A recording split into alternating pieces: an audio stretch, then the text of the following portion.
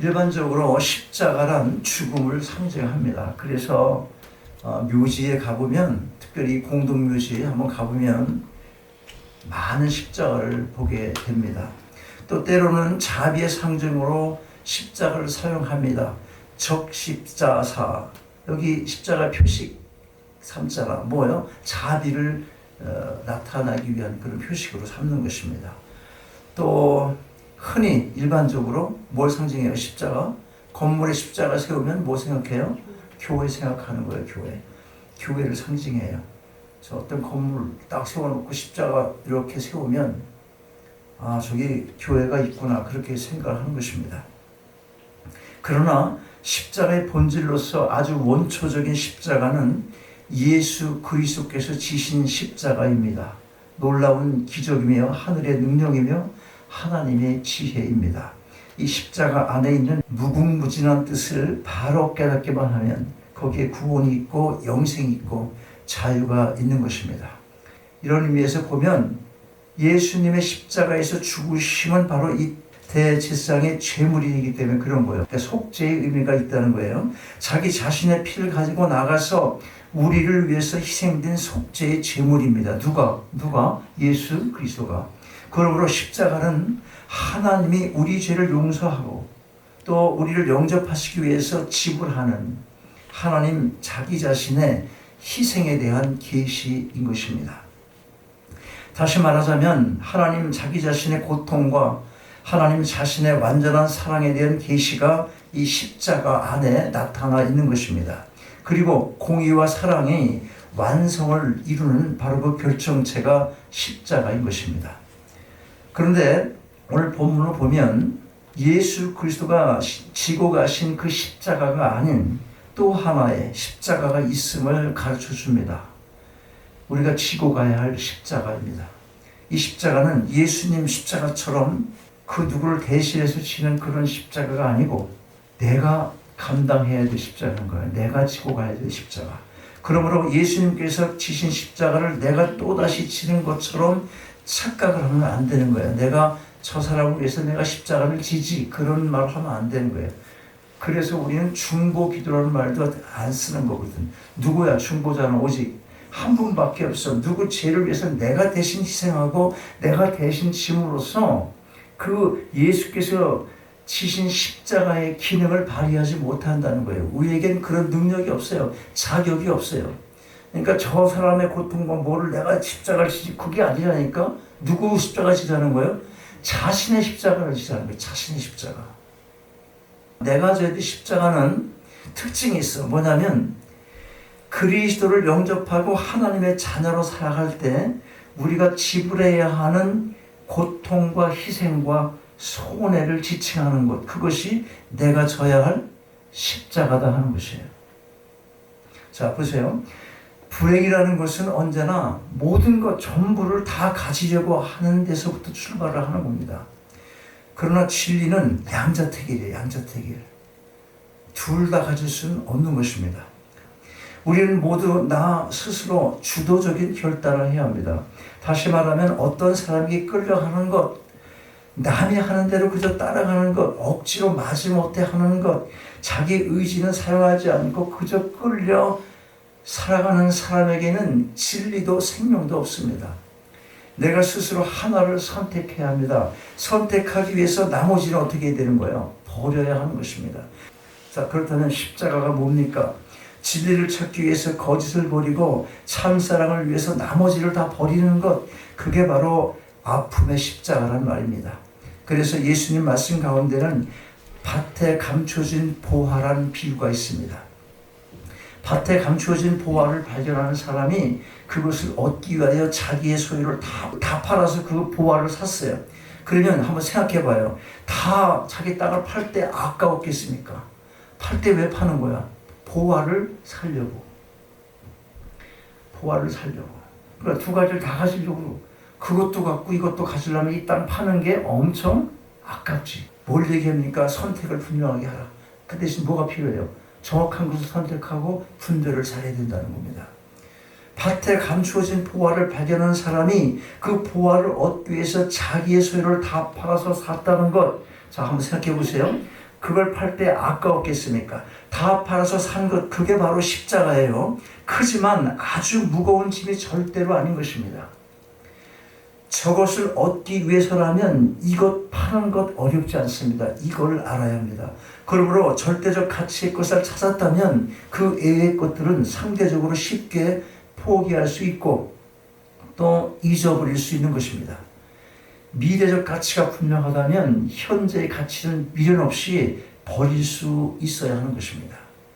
신령한 세계를 바로 포착한 사람이라면 물질적인 것이란 초월할 수 있습니다. 영원한 가치를 찾았다면 사실 현재적인 것이 이거 별거 아닙니다. 그럭저럭 지나가게 되는 것들입니다. 있어도 그만 없어도 견뎌 나갈 수 있는 그런 것들인 것이에요. 거기에 그렇게 마음을 쓸 필요가 없다, 그 말을 하는 것입니다.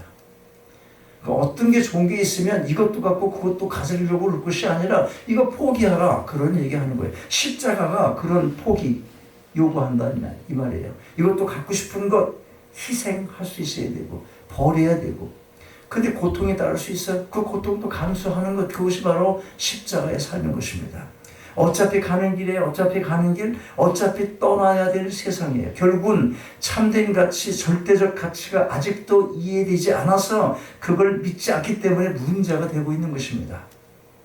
오늘 마태복음 10장 전체에 걸쳐서 예수님께서 사랑하는 제자 12를 놓고 그들에게 후회시하는 내용입니다. 제자됨의 조건과 비상한 각오와 결단을 말씀하고 있습니다. 아주 궁극적이고 긍정적이고 적극적인 자세를 요구하십니다.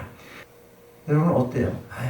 말지 뭐 이런 사고로 살면 그 위치를 벗어나지 못하는 거예요. 그 범위를. 자기 삶이 개척이 안 된다는 거예요. 발전이 안 된다는 거예요. 조금 모험도 있어야 되고, 그러기 위해서 내가 고생하고 노력하고 희생도 있고 고통도 있지만 그 길을 갈 수 있어야 되는 거란 말이에요. 가장 큰 가치가 발견됐다면 우리는 지금 십자가 얘기하니까 이 십자가를 위해서 그 길을 택해야 된다 하는 것입니다. 정면 돌파를 해라 이거예요. 여러분, 장애물이 있다고 그 자리에 앉아서 신세타령이나 하고 난 이렇게 태어났어, 그 시골에서 태어나갖고 우리 부모 무시켜갖고 공부도 안 시키고 뭐 이런 식으로 그냥 앉아있지 말고 일어나라는 겁니다. 또 비껴가겠다고 비겁하게 이리저리 피할 것이 아니라 정면 대결, 정면 돌파하라, 그런 얘기입니다. 그것이 예수께서 제자에게 요구하는 말씀인 것이에요. 십자가를 향해서라면 정면 돌파하라는 것입니다. 그래서 오늘 본문 가운데 보면 먼저 세계관을 바꾸라, 그렇게 말씀합니다. 34절 보면 좀 난해한 내용이 있어요. 난해합니다. 내가 세상에 화평을 주러 온 줄로 생각지 말라. 화평이 아니고 검해오다. 아니 맨날 주님은 평화, 주님은 화평 이러면서 무슨 딴소리인가? 이거 물을 수 있잖아. 여러분, 성경을 처음 읽는 사람, 세상을 너무 안일하게 보지 말고 화평, 안일, 평안, 무사태평 이런 것만 기대하지 말라. 나는 그걸 위에서 오지 않았다는 것, 그걸 이렇게 표현한 것입니다. 그걸 오히려 검을 주러 왔노라. 세상은 뭐라는 거예요? 전쟁터라는 것입니다. 검을 주러 왔다. 세상은 가만히 평화가 오지 않아. 검을 줬다. 세상과 싸워 이기라는 것이에요. 그것이 이분 가정에서도 그렇다는 것이에요. 가정도. 가정의 평화, 가정이 잘 되는 것, 뭐 아이들 잘 되는 것, 이런 것 위해서 열심을 내지만 오늘 본문에 보니까 주님이 주시는 십자가를 치료할 때 오히려 가정이 원수가 될 수 있음을 말씀하고 계세요. 현세적인 출세 또는 세속적인 욕망 등을 다 포기하고 잊어버린 후에나 주님의 제자가 될 수 있다는 그 메시지를 주고 있는 것입니다. 결국은 사랑의 문제입니다. 자, 사랑을 보세요. 사랑. 이거 양자택일, 아까도 말씀드렸어요. 주님을 사랑하려면 버릴 것이 많아요. 이 세상에 남녀 간의 사랑 말고 좀 더 아가페적인 그런 방향에서, 그런 속성에서 사랑을 할 때 그 사랑이 정말 숭고한 사랑인데, 이 아가페적인 절대적 사랑, 그건 단독적이고 독단적인 것입니다. 그러므로 그 사랑을 위해서는 자기 사랑, 자기 명예, 자기 지혜, 자기 판단, 인간적인 지식도 다 버려야 돼요. 미련 없이 버려야 되는 겁니다. 이게 오늘 예수께서 말씀하시는 자기 십자가입니다. 내 몫에 대한 십자가요. 제자라면 누구나 져야 할 십자가인 것입니다. 가끔 개혁을 한다는 사람들이 뼈를 깎는 아픔이라는 말을 잘 써요. 빠진 적이 없어요. 뼈를 깎는 아픔으로 뭐 이렇게 성명서도 막 내고. 그런데 깎질 않아. 뼈를 깎는 아픔을 얘기를 하는데 뼈를 깎지 않는 거예요. 정말로 자기 십자가를 지는 사람 없이 이 개혁이 이게 일어나지 않습니다. 개혁은요, 내 포기를 요구하는 거예요. 내 자신의 포기를. 큰 희생을 요구해요. 성경은 더 나아가서 포기하거나 희생하는 정도가 아니라 오히려 미워하는 정도, 거기까지 나가야 되는 거예요. 세상 것들을 미워하고 오히려 나 자신도 포기할 수 있을 만큼 미워할 때, 그럴 때가 있다는 거예요. 내가 왜 이걸 포기 못하지? 그럴 땐 내 자신도 미워하라는 거예요. 그런 정도 더 나가는 것입니다. 자, 가끔 이런 경우가 있어요. 자, 순교해야 될 시간에 이 가족 때문에 순교 못하는 사람이 있었습니다. 많이 있었어요. 뭐 아내가 과부 된다고 슬퍼하고, 아들이 고아가 되지 않겠어? 그러니까 또 슬퍼하고, 가정이라는 걸 먼저 생각하니까 순교해야 될 결정적인 순간에 배도를 하는 거예요. 순교 못하고. 가족 사랑 좋은 거예요. 해야 돼요. 그러나 십자가의 이 정신 가지면 순교해야 될 때 순교 못하는 것, 가정 때문에 이건 아니에요. 그런 정도의 믿음의 길을 가야 한다는 것입니다. 양자택일. 그 다음에 보니까 본인은 부끄러운 삶을 삽니다. 순교해야 될 때 순교 못하고 살아가는 사람들. 자식들도 부끄러워해요.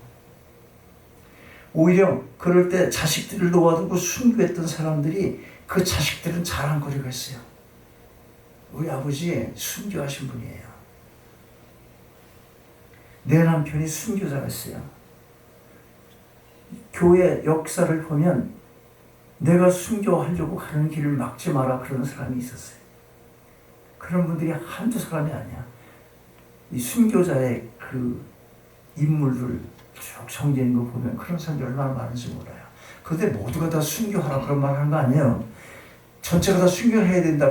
그래서 믿음이 좋다. 그런 얘기하는 게 아니라 여러분이 어떤 유물을 살아가더라도 십자가를 줘야 될 때 내 가정 때문에, 내 남편 때문에, 내 와이프 때문에, 이것 때문에 그 십자가를 지지 못하면 가짜 믿음이에요. 가짜 믿음.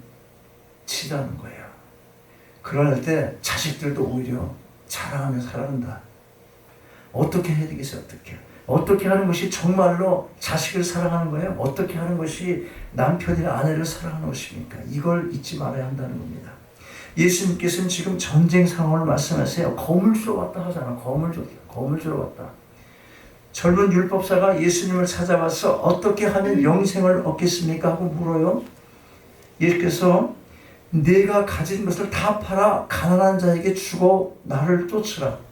이게 십자가 아니야? 십자가 삶이지. 가난한 자들에게 나눠주라. 네 재산 팔아서. 그랬더니 이 사람 그럴 수가 없어요. 분명히 여기서 딱 팔아서 그러겠습니다. 순종함으로 예수 그리스도를 따라갈 수 있는 이 제자들의 그런 그 길을 가려고 결단을 해야 되는데 그럴 수가 없는 거예요. 어떻게 갔어? 어떻게 돌아갔어? 근심하며 돌아갔다. 근심하며. 영생의 길인데 그까지 재산이 뭐가 문제입니까? 어차피 버려야 될 건데 이걸 버리지 못하고 근심하며 돌아갔어요. 자기 십자가를 지지 못한 것입니다. 여러분, 전쟁하는 동안에는 잘 산다, 못 산다, 내 남편, 내 아내, 내 자식 생각할 겨를 없습니다. 지금 사느냐 죽느냐 하나밖에 없잖아. 전쟁터에서 오로지 생명, 여기다가 초점을 맞추는 바로 전쟁 상황, 이게 예수님의 말씀입니다. 그러므로 여기에 가족이나 이 세상의 평화나 번영이 쓸데없는 생각 말아야 하는 것입니다. 다 잊어버려야 돼. 다. 그래야 참으로 얻을 것을 얻을 수 있게 되는 것입니다. 이것이 순교 상황이에요. 가족이 내 출세기를 막는다는 것, 그것이 아니에요. 내 출세기를 막는다 그런 말을 하는 게 아니라 내가 주님을 향해 사는 순교 생활에서는 가정이 원수일 수 있다 그런 얘기하는 거예요. 내 자식을 위한 출세를 방해한다는 얘기가 아니라 수학적 이야기가 아니 현실적이고 실존적인 겁니다. 이 점을 깊이 생각해야 합니다. 이제 예수님께서 십자가를 지시는 모습을 보세요. 바야바의 음모가 있었어요. 빌라도의 정치적 만행이 있었습니다. 각자의 유익을 탐하는 종교 지도자들, 가룟 유다의 배반, 많은 것들이 엉켜서 예수의 십자가가 지금 다가오고 있습니다. 그러나 이 예수님은 심정이 복잡합니다. 요한복음 18장 11절 이렇게 기록합니다. 아버지께서 내게 주시는 잔을 내가 마시지 않겠느냐. 힘든 상황에서 겟세마네 동산에서 밤새 기도하고 그가 얻은 응답이에요. 어떻게 했어? 피땀을 흘리시면서 이 잔을 가급적이면 피해가게 해주세요. 그렇게 기도했다가 아니 어떻게 했습니까? 아버지 뜻대로 하소서. 여러분 힘든 경우 있죠. 그러나 아버지 뜻대로 이게 결론인 거예요. 기도해볼 게 없는 거야. 그러니까 아버지 뜻대로 없었어. 이게 기본 자세예요. 우리 역시 비록 작은 십자가지만 그것을 지는 자세는 마찬가지여야 하는 것입니다. 누구도 원망하지 말고 세상을 탓하지도 말고 오로지 아버지께서 내게 주시는 십자가, 내게 주시는 잔, 그걸 감사한 마음으로 받을 수 있어야 하는 것입니다. 갈라디아서 5장 24절 보면 사도 바울이 말해요. 그리스도 예수의 사람들은 육체와 함께 그 정과 욕심을 함께 십자가에 못 박았느니라.